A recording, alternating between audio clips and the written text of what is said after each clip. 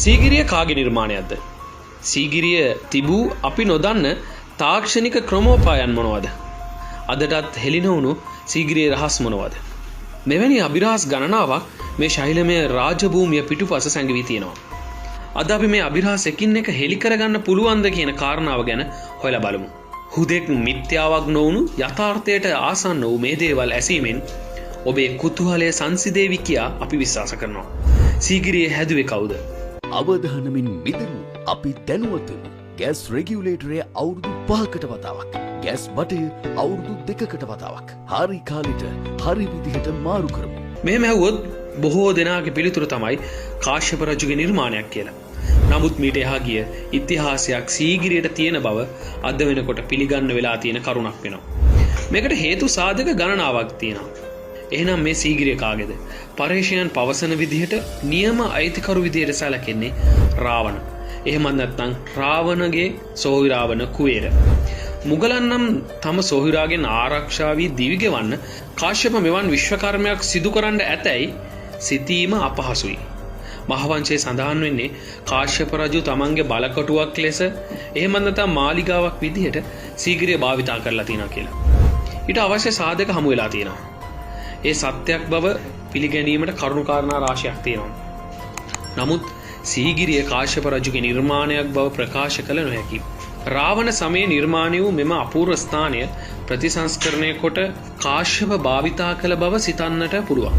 රාවණගේ සොහිරා වූ කුවේර මෙම සීගිරිය නිමවුවත් ලංකාවෙන් ඔහුව පිටුහල් කරාට පස්සේ ඉන්දියාවට ගොස් සීගිරියේ අපූර්වත්වයට සමාන අපි කවුරුත් දන්න ආලක මන්දාව ගොඩනැගු බව අරියසෙන් අහුබුදු මහත්තයා ප්‍රකාශ කරනවා.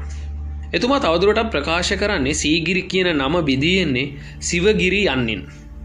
ශිව ඇදහිම රාවණ සමයේ සිදු වූ බව නොරහසක්. එසේම සීගිරියට පිවිසීමේ ඇති දුෂ්කරතාවයත් මීට සාක්ෂි සපයනවා. රාවණ ඉතා පහසුවෙන් සීගිරි ගලට යෑමට මේ නිර්මාණය කර ඇති බවයි අපට සිතන්නට පුළුවන්. මෙම කරුණු කාරණා විශ්ලේෂණය කොට සීගිරිය නියම අයිතිකරු රාවණ විය හැකි බව පෙනී යනවා. සීගිරියේ උපත එසේ සිදු වෙද්දී මෙහි සැඟවුණු තොරතුරු රාශියක් සමග සැඟවුණු කතන්දර ගණනාවක් තියෙනවා. 1960 දශකයේ ලංකාවේ සැඟවුණු ඓතිහාසික තොරතුරු පිළිබඳ පර්යේෂණය කළ ආචාර්ය සූර්ය ගුණසේකර මහතා ඇතුළු පිරිසක් සීගිරියාවට ගම්මානයට යනකොට වයෝවෘද්ධ ඒ වගේම දැස් අන්ධ පුද්ගලයෙක් අපූර්ව කතාවක් කියනවා.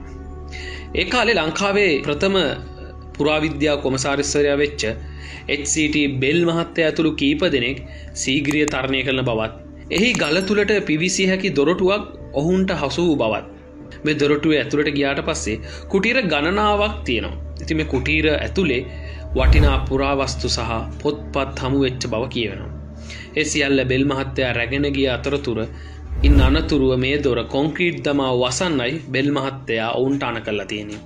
මේක වසා දැම්මට පස්සේ තමයි පුදුම සහගත දෙයක් වෙන්නේ. කවදාවත් මේ දොරටුව නැවත විවෘත කරලා නැහැ. සිංහපහදයට සමීපව ඉහළින් පිහිටා තියෙන බවට විශ්වාසයක් දරනවා. මේ පුද්ගලයා තවදුරටත් කියන්නේ එදායින් පස්සේ මේ දෙයට සම්බන්ධ වෙච්ච සියලුම දෙනාම යම් කරුණු කාරණා හේතුවෙන් අවාසනාවන්ත ලෙස අකාලේ මිය ගියා කියලා. තමා පමණක් ඉතුරු බවත් එක දවසක් උදෑසන අවදි වෙනකොට තමන්ගේ ඇස් දෙකත් අන්ධ වෙලා තිබ්බා කියලා ඔහු කියනවා. මේ සත්‍ය බව පිළිගන්නා පුද්ගලයනුත් මේක මිත්‍යාවක් ලෙස බැහැර කරන පුද්ගලයොත් ඉන්නවා. නමුත් මෙවැනි දෑ ලංකාවේ අහන්න දකින්න නොලැබුණු බව අපිට පිළිගන්න බෑ. නිදන් වස්තු පුරාවස්තු පිළිබඳ කතා එනකොට මේවා සොරා ගන්නකොට ඊට අනුබල දෙන පුද්ගලයන්ට අවාසනාවන්ත ඉරණම් සඳහා මූණ දෙන්න වෙච්ච සිදුවීම් ගැන අපට වාර්තා වෙලා තියෙනවා. එම වස්තුවට සහ ස්ථානවලට යම් යම් গুপ্ত බලවේග ආරක්ෂාව ලබා දී ඇති බව හිතන්න අපට පුළුවන්. අපි තවමත් සීගිරියේ දැක ඇත්තේ එහි කොටසක් විතරයි. එහි ඇතුළාන්තයේ මේ ආකාරයෙන් වැසී සැඟවී ඇති බව අපට සිතන්න පුළුවන්.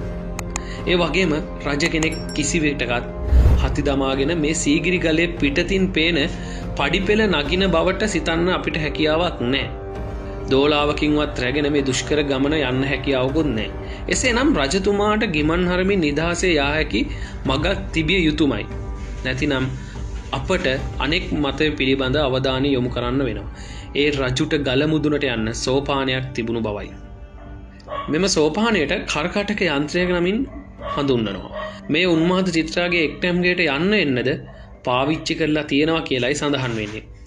මේ යක්ෂ ගෝත්‍රිකයන් විසින් නිර්මාණය කරන බවට මත පළ කරලත් තියෙනවා. ඊළඟ කාරණය තමයි මේ සීගිරි ගල මුදුනට වතුර ගිය ආකාරය. මේක හරිම පුදුම සහගතයි.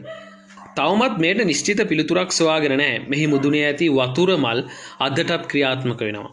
එයින් එකල තිබූ තාක්ෂණය පිළිබඳව අපිට අපූර්ව නිගමනවලට යන්න හැකියාවක් තියෙනවා. මෙම ජල පද්ධති තනිකර අහස් ජලයෙන් පෝෂණය වන බවට එක මතයක් තියෙනවා.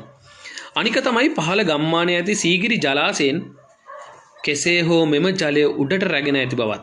එසේම සිංහපාදයේ ලෙස හඳුන්වන ස්ථානයේ ඇත්තේ සිංහපාදයක් නොව ගුරුළු පාදයක් බව විද්‍යාඥයන් ප්‍රකාශ කරලා තියෙනවා. රාවණාගේ දඬුමොනර යන්ත්‍රයේ එම හැඩය මෙම ස්ථානයට ගත්තා කියලයි සඳහන් කරන්නේ. එක්කම කාශ්‍යපගේ කාලයේ සිට මේ සිංහපාදයේ ලෙස නම් වෙන්න ඇති කියලා විවිධ මත පළ කරනවා. රාජාවලියේ සඳහන් වෙන විදිහට රාවණාගේ සියලු මාලිගා විනාශ වෙලා තියෙනවා කියලාත් කියනවා.